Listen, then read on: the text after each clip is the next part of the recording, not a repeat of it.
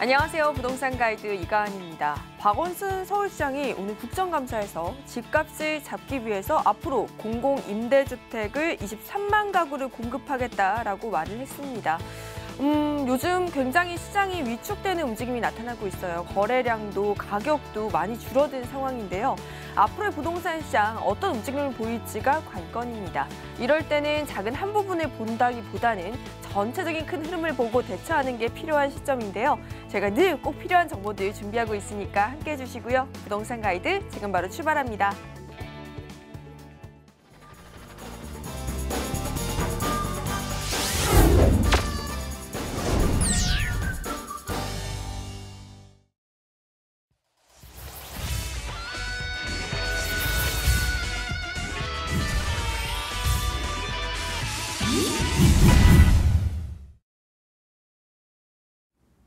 네, 월요일 1부 생생부동산 클리닉 김규현 이사님과 늘 함께하고 있죠. 이사님 어서 오세요. 네, 안녕하세요.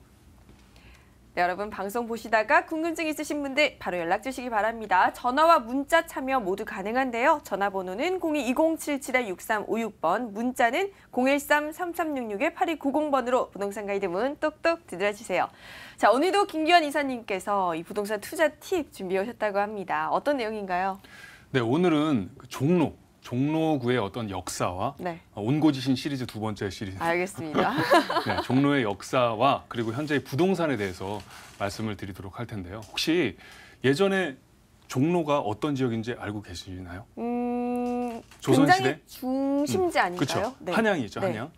한양이 왜 만들어졌는지, 지금 한양이 사실 이제 종로로 이어진 곳인데, 사실 어서와 한국은 처음이지 같은데 보면은 사람들이 이제 강남 스타일, 싸이 때문에 강남 스타일이 떴지만 사실은 종로를 보고 현대와 과거가 잘 어우러진 곳이다라고 이제 말씀을 많이 하고 있단 말이에요. 그만큼 유니크하고 유일무이한 곳인데 왜 한양이 탄생됐는지, 왜 종로가 탄생됐는지를 간단하게 소개를 드리려고 합니다. 자, 먼저 지도를 보시면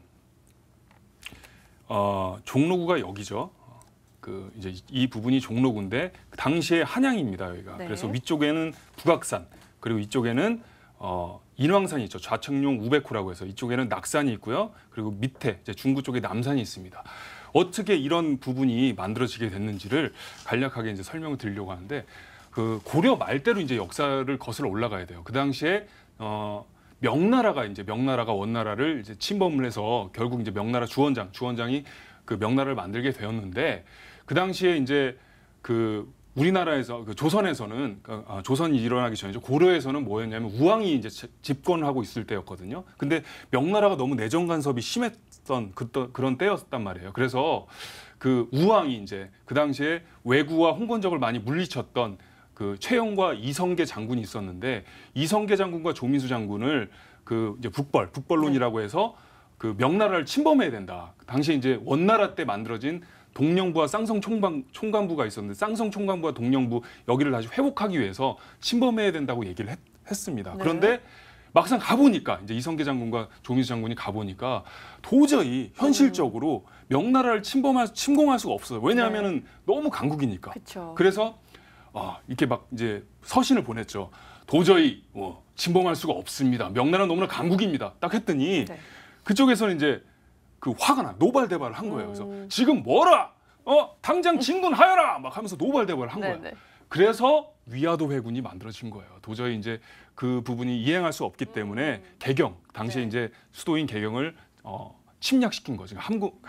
다시 이제 거기를 만들어진 거예요. 그러면서 이제 그 당시에 워낙 이제 원나라의 침공을 많이 당하다 보니까 한양을 이제 만들 때, 수도를 만들 때는 조금 더 튼튼하고 탄탄한 곳을 선정해야겠다라고 이렇게 물색하던 중 그런 음양 오행의 이론과 그 다음에 여러 가지 이제 그런 것들을 많이 참고해서 굉장히 적합한 곳이 바로 이제 지금의 한양이 된 거죠.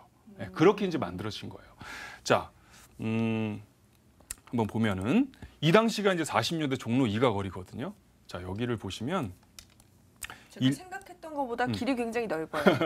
그렇죠. 사실은 조선시대 이후로 이제 일제 침략기를 거치지 않았습니까? 이제 이 당시가 병참 기지화 그런 단계인데 그때만 해도 그 수도였기 때문에 지금의 강남이라고 보시면 돼요. 그만큼 널찍널찍하고 보행자 도로도 굉장히 넓고 그리고 사람들의 유동인구가 굉장히 많았던 곳이에요. 그래서 일제에서도 뭐 하야시, 미우라 뭐 이런 사람들 있지 않습니까? 네. 일본 공사들 굉장히 노렸던 곳이 바로 이런 종로거리였다라고 말씀을 드릴 수가 있겠습니다. 자, 여기는 이제 70년대 종로거리인데요. 굉장히 지금 번화가죠. 네. 70년대 이 정도면요. 사실은 70년대 강남은 거의 침수 지역, 논밭이었고 마곡, 지금의 뭐 마곡이라든가 여의도 전부 다 뭐 비행장이었고 뭐 모래로 만들어진 섬이었고 이런 위치였는데 이 당시만 해도 70년대면은 굉장히 휘황찬란하고 화려했던 곳이다라고 이제 말씀드릴 수가 있겠습니다. 자, 경복궁 주변, 경복궁이 한양이 또 수도였단 말이에요. 왕이 이제 그 있었던 곳인데 이 주변으로 해서 보면 여기가 이제 북악산입니다. 북악산 그리고 이쪽에 이제 낙산이 있죠. 낙산이 있고 그리고 이쪽에 인왕산이 있습니다. 그리고 밑에 이제 남산이 있는데요. 자, 이렇게 이제 둘러싸여 있는 거예요. 이렇게 삥 둘러싸여서 이쪽에 이제 음향오행이 만들어진 거죠. 오행이란 말은 길을 얘기하는 거거든요. 북쪽, 서쪽, 동쪽, 남쪽. 그래서 어떻게 보면은 이 풍수지리, 성리학이라는 개념을 이제 갖고 왔지 않습니까? 유교의 성리학을 갖고 왔는데 이 성리학의 핵심이 심성론, 즉 공자의 심성론과 그 다음에 음향오행, 풍수지리를 갖고 온 거예요. 그러니까 심성론과 그 다음에 우주의 기운, 우주의 이론을 같이 접목한 어떻게 보면 굉장히 과학적인 이론이란 말이에요. 그런 의미에서 우리가 사실은 지금 보면은 뭐 풍수지리 또 음향오행 너무 이게 미개한 게 아니냐라고 생각할 그런 여지가 아니고 사실은 굉장히 정밀하게 만들어진 곳이다라고 하면서 이 인왕산과 낙산과 그 다음에 남산 그리고 북악산을 중심으로 이렇게 한양 도성이 18km로 만들어진 거예요. 왜 그러냐면 워낙 고려 시대부터 그 원나라라든가 오랑캐라든가 이런 침략을 너무 많이 당했기 때문에 탄탄하고 튼튼한 곳을 만들어야겠다라는 그런 게 의식적으로나 무의식적으로 깔려 있었던 그런 부분이다라고 말씀드릴 수가 있겠죠. 자, 경복궁 사진인데요. 여기도 보면 슬픈 역사가 있습니다. 지금 이렇게 굉장히 화려하고 사실 세계 어느 나라를 이게 비견해도 이 정도로 우아하고 고풍스러운 곳이 사실 없거든요. 그런데 중국을 갔다 온 사람들은 간혹 이렇게 얘기를 하죠. 중국은 완전히 이게 막 휘황찬란하고 널찍널찍하게 만들어졌는데 너무 경복궁이 조금 작은 거 아니냐라고 하지만 사실 우리가 간과하면 안 되는 게 이 당시에 민생을 많이 생각을 해서 민생을 생각을 했다면 화려하게 만들 수가 없는 거잖아요. 왜냐하면 민생이 그 피폐해지니까. 그래서 이제 어떻게 보면 적당하게 만들어진 게 경복궁이고 이때 이제 1392년에 조선이 만들어졌는데 1592년에 임진왜란이 일어났죠. 네. 그러면서 다 불탔어요. 경복궁도 불타고 그리고 이제 창경궁이라든가 이런 데도 이제 불탔는데 그래서 덕수궁으로 이전을 하게 됩니다. 한 200~300년간을 거기 있다가 1867년에 다시 흥선대원군이 재건을 한 거예요. 그게 바로 경복궁이라는 거죠. 자, 여기는 이제 북촌 한옥마을인데 북촌 한옥마을은 그 옆에 있는 거 경복궁 바로 옆에 있거든요. 근데 사대부 집안이 이제 살고 있었던 곳인데 여기가 지금 혹시 얼마인 줄 아세요? 아니요. 한 10억이 넘어요. 아. 그만큼 네. 가치가 있다라고 이제 우리가 가격으로도 매길 수 없는 가치가 있는 곳이다라고 말씀을 드릴 수가 있고요. 또 이제 한양도성 아까 말씀드렸던 인왕산, 낙산 그리고 북악산 그리고 남산 이렇게 그 능선을 따라서 18km 정도의 도성을 만든 게 바로 한양도성입니다. 특히 여기 이제 낙산인데 낙산에서 이제 바라보는 그런 서울의 야경은 굉장히 아름답죠. 자, 종묘는 뭐냐면 여기 이제 옛날 조상에 대한 그런 그 여러 가지 그런 뭐 예배를 드리던 곳이다라고 말씀드릴 수 있고 종묘와 사직이라는 게 있어요. 종묘, 사직구장 뭐 이런 게 있잖아요. 사직은 이제 그 곡식신을 얘기하는 거죠. 그래서 이거 역시 성리학의 이념을 따라서 만든 거라고 말씀드릴 수가 있고요. 숭례문 같은 경우는 특이한 게 문이 이제 사대문이 인이예지를 따라 만드는 거예요. 혹시 아세요? 숭례문은 예죠. 그러면 돈예문, 흥인지문 있잖아요. 네. 흥인지문 그건 뭘까요? 흥인지문이니까 지죠. 지 맞아요. 그게 이제 동대문이고 돈이문은 그쵸. 서대문이고 나머지 이제 북청문이라는 게 있고 이렇게 또 인이예지를 따라서 심성론, 유교의 심성론을 따라서 만들어진 정교한 부분이다라고 말씀드릴 수가 있고요.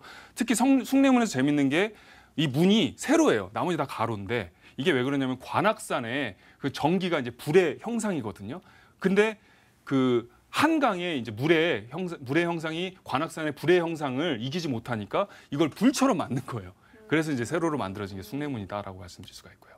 자, 이건 이제 흥인지문이고요. 자, 중요한 것은 종로, 지금 우리가 이제 한양의 역사를 거슬러 올라가 봤는데 한양과 그 종로로 이제 이어지는 이 부분이 사실 외국인들이 봤을 때는 강남 스타일이라고 그것 때문에 이제 떴지만 사실은 종로가 더 훨씬 과거와 현재와 미래가 같이 공존하는 아름다운 곳이다라고 사람들이 다 이제 말을 하는 그 이유 중에 하나가 바로 종로의 어떤 고풍스러움과 역사의 그런 부분이 유일무이하고 앞으로도 그런 쪽으로 더 많이 뉴딜 사업도 진행이 될 거라고 예상이 되고 사료가 됩니다. 네, 오늘은 옹고지신 두 번째 시리즈 종로의 과거와 그리고 현재의 모습 한번 살펴봤습니다. 여러분 시장을 살펴볼 때는 전체적인 흐름도 필요하고 꼼꼼하게 살펴보는 정보도 필요할 텐데요. 이사님을 직접 만나볼 수 있는 무료 세미나가 준비되어 있습니다. 세미나 정보 알려드릴게요. 네, 규제 속의 소액투자처 옥석 가리기라는 주제로 10월 27일 토요일 오후 1시 강남구 삼성동 영상빌딩 5층에서 열립니다. 예약 필수니까요. 02-2077-6356번으로 문의 주세요. 네, 아무래도 소액으로 투자해서 큰 이익을 창출하면 좋잖아요. 이사님 어떤 내용으로 세미나가 진행이 될까요? 네.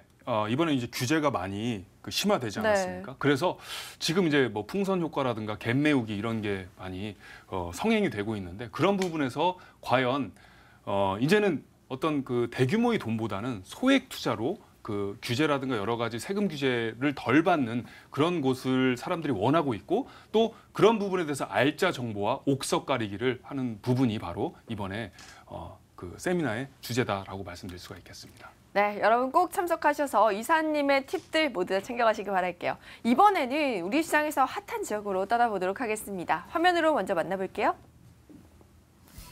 서울시 종로구 숭인동의 오피스텔입니다. 1호선과 6호선이 지나는 동묘암역에서 도보 1분 거리고요. 2020년 1월에 준공이 예정되어 있습니다. 17층 건물 중 13층이고요. 매매 금액은 1억 4,870만 원. 임대 예상 금액은 전세 보증금 1억 3,300만 원에 실투자 금액은 1,570만 원이 예상됩니다. 네, 오늘 옹고지신 시리즈에서 이야기 나눠봤던 곳이죠. 종로구 숭인동으로 가보도록 하겠습니다. 이사님 어떤 곳인지 자세하게 설명 좀 부탁드릴게요. 네, 조금 전에 제가 한양을 얘기하지 않았습니까? 어떻게 보면 그 한양의 그 중심 부분이다라고 말씀드린 경복궁과 더불어서 동묘 앞역이라고 이제 이 매물이 있는 곳인데 동묘가 혹시 어떻게 탄생된지 아세요? 잘 모르겠습니다. 네, 동묘도 그 임진왜란과 연관이 돼 있어요. 1592년 임진왜란이 일어났을 때 명나라의 그런 그 원조를 받았거든요. 네. 그 명나라 장군이 그 굉장히 아팠는데 거기서 기사회생을 했단 말이에요. 그러면서 그 명나라 장군이 이제 관우를 좋아했거든요. 네. 관우. 그래서 이제 만든 게 관우를 기리기 위해서 만든 게 동묘예요. 네, 그런 역사적 유래가 있는 곳인데 자, 위치를 한번 보자면 자, 여기거든요. 동묘역 앞 바로 이제 걸어서 제 걸음으로는 한 30초? 네. 아마 시청자님 걸음으로 한 1분 정도, 자랑하는 건 아닙니다. 네. 그 정도 위치에 있는 초대형 오피스텔입니다. 여기가 이제 128세대거든요. 네. 무려 17층입니다. 그 보통 이제 건물이 아파트로 따지면 1000세대 이상을 대형 단지라고 하는데 이 매물 자체가 128세대이기 때문에 그런 대형 오피스텔의 어떤 인프라라든가 여러 가지 개발 호재가 있는 곳이다라고 말씀드릴 수가 있고요. 자, 밑으로는 왕십리 뉴타운이 있는 곳이죠. 이쪽에 왕십리 뉴타운이 있고요. 이쪽에는 또 창신 뉴타운이 있는 곳, 창신 재개발이 이제 진행되는 곳이고요. 자, 이쪽에는 또 제기동이 있고요. 제기동 이쪽도 재개발이 막 진행되는 곳이죠. 자, 이쪽에는 서대문구가 이제 이쪽. 자, 그래서 여기 자체가 이제 경복궁을 중심으로 해서 종로의 역사, 한양의 역사가 그대로 담겨져 있는 곳이다라고 말씀드릴 수가 있고요.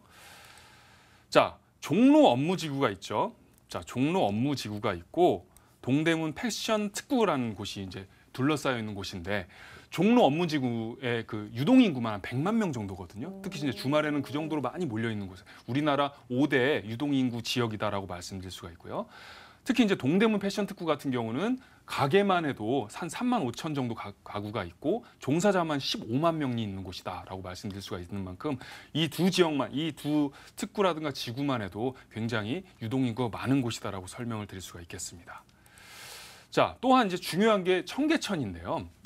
청계천 하면은 요새 이제 한참 사람들이 돈을 많이 버는 것도 중요하지만 워라밸이라든가 힐링의 어떤 키워드가 많이 부각되고 있는데 자, 6층 이상서부터 17층까지 청계천 조망이 다 가능해요. 청계천이 중구서부터 이제 동대문까지 10km 정도의 그런 구간인데 이 부분이 퇴근하고 이제 너무 힘들다.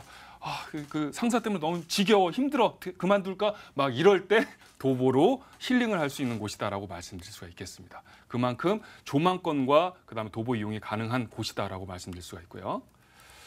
자, 주변에는 또 한양대학교, 한성대학교, 고려대, 성신여대, 고려대병원, 서울대병원들이 질비해 있기 때문에 문화적으로나 병원, 학교, 학군 이런 부분이 특히 이제 대학교 중심으로 많이 형성되어 있는 곳이다라고 말씀드릴 수가 있고요. 자, 개발 호재로 바로 이제 넘어가자면 동대문 이제 복합 패션타운을 말씀드릴 수가 있는데 아까 말씀드린 대로 한 3만 5천 정도의 그런 가게가 들어서 있고 도소매 가게가 이제 들어서 있는 곳이고 인구만 해도 이제 15만 명 정도가 종사 인원입니다. 그만큼 이 사람들이 1, 2인 가구들이 이제 되게 많은 곳이잖아요. 그런 사람들이 오피스텔이라든가 또는 그런 부분을 찾는데 이 지역 자체가 그런 공실 위험도 없고 또 굉장히 그 공급이 부족한 곳이기 때문에 수익률이라든가 시세 차익을 동시에 노려볼 수 있는 곳이다라고 말씀드릴 수가 있고요. 또한 창신, 숭인 재정비 촉진지구를 말씀드릴 수가 있는데 이쪽이 이제 창신, 숭인, 도시 재생으로 이루어지죠. 자, 우리가 이제 도시 개발을 얘기할 때 도시 개발 사업이라는 게 있고 택지 개발 사업이라는 게 있고 재정비 사업이라는 게 있는데 이 지역 자체는 전부 다 재정비. 왜냐하면 너무나 오래됐기 때문에 뉴딜 사업으로 이제 진행이 되거든요. 그래서 여기는 뭐 승인 지구 단위 계획, 그리고 여기는 대학로 지구 단위 계획으로 그리고 밑에는 이제 왕십리 뉴타운까지 쭉 뉴딜 사업이 진행되는 곳이다라고 말씀드릴 수가 있겠습니다. 자, 또 옆에서는 이제 서쪽으로는 행총권 성곽마을을 말씀드릴 수가 있는데 이쪽 역시 이제 그 한양도성의 끝자락이거든요. 그래서 이 지역서부터 서쪽서부터 시작해서 이쪽 앞에 뭐 여기 그 창신동, 그다음에 숭인동, 그리고 앞에 그 왕십리 뉴타운까지 쭉 주거환경 관리 사업지로 만들어질 예정이다라고 말씀드릴 수가 있겠습니다. 자, 이제 오피스텔 건물로 들어가 볼 텐데요. 자, 여기 보시면 아시겠지만 한 17층 정도로 구성이 되어 있어요. 굉장히 대형 오피스텔이다라고 말씀드릴 수가 있고요. 하나하나 특징을 살펴보자면, 자, 좀 넘어갔는데 양해 구하고요. 자, 여기 보면 A서부터 D타입까지 매물이 이렇게 마련되어 있습니다. 그래서 거실과 주방이 분리되어 있냐 또는 같은 곳에 있냐, 편리성이라든가 또는 개방감이라든가 가시감 이런 것에 따라서 A서부터 D타입까지 골라먹는 재미가 있다라고 말씀드릴 수가 있고요. 특히 6층서부터 17층까지는 청계천 조망권이 가능한 곳이다라고 설명드릴 수가 있겠습니다. 자, 내부도 굉장히 예쁘게 구성이 되어 있는데요. 뭐 인덕션이라든가 또는 시스템 에어컨, 냉장고, 빌트인으로 다 되어 있고요. 그 다음에 화이트 톤으로 전체적으로 굉장히 예쁘게 또 아일랜드 식탁까지 마련되어 있는 곳이다라고 말씀드릴 수가 있겠습니다. 자, 이렇게 또 욕실도 굉장히 아늑하고 예쁘죠. 자, 그래서 이제 활용 전략을 말씀드리면 전세시 월세시 다 괜찮다라고 말씀드릴 수가 있고요. 왜냐하면 여기가 이제 공실이 거의 없는 곳이다. 그리고 그 오피스텔 자체가 굉장히 공급이 부족한 곳이기 때문에 시세 차익이라든가 또는 임대 사업으로 굉장히 적당한 곳이다라고 말씀드릴 수가 있겠습니다. 네, 그러면 이곳의 가격을 좀 알아봐야 할 것 같아요. 너무 비싸면 접근하기가 어려울 것 같은데 그렇죠. 가격이 어떻게 될까요? 네, 비싸면 안 되잖아요. 네. 네. 자, 비싼 걸 제가 갖고 올 리가 없습니다. 네. 한번 살펴보도록 할 텐데 매매 금액은 죄송합니다. 1억 4,870만 원이에요. 이게 중요한 게 이제 부가세까지 포함돼서 이 가격이고요. 전세는 1억 3,300만 원. 그리고 월세로 따지면 1,060만 원 정도로 형성될 예정이고요. 대출 가능 금액은 1억 400만 원 정도입니다. 중요한 것은 전세 시에 1,570만 원으로 실투자가 가능한 곳이다라고 말씀드릴 수가 있고요. 월세 시에도 3,470만 원의 소규모 소액 투자가 가능한 곳이다라고 말씀드릴 수가 있겠습니다. 네, 오늘 이렇게 종로구 숭인동에 대해서 알아보고 있는데 우리 시청자 여러분들이 보셨을 때 2020년도에 완공이에요. 조금 멀지 않았나라는 생각이 드는데 유의점을 짚어본다면 어떤 게 있을까요? 네, 맞습니다. 20년에 지금 완공이 될 목적으로 지금 이제 착공이 이제 들어가고 있는데 자, 중요한 거는 지금이 이제 18년 10월인가요? 10월이니까 네, 10월입니다. 1년 한 2개월 정도 남았죠.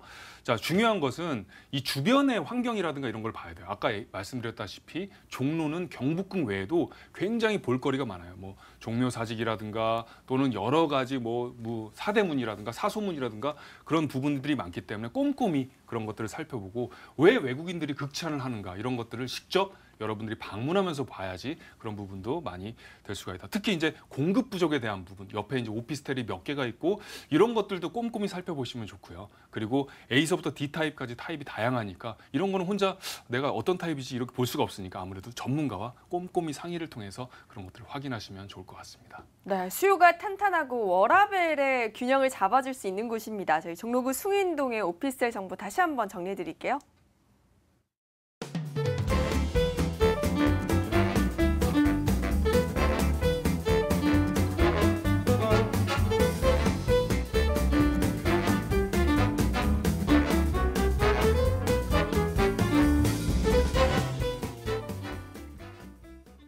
네, 김규현 이사님을 오프라인에서 만나볼 수 있는 무료 세미나가 준비되어 있습니다. 세미나 정보도 알려드릴게요.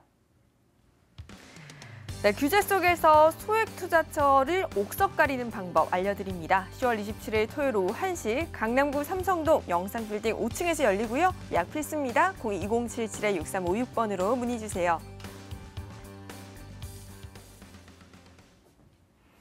네, 오늘 일부 생생부동산 클리닉 종로구에 대해서 총괄적으로 알아보는 시간 가져봤습니다. 함께해 주신 R&D 하우스 김규현 이사님 말씀 고맙습니다. 네, 감사합니다.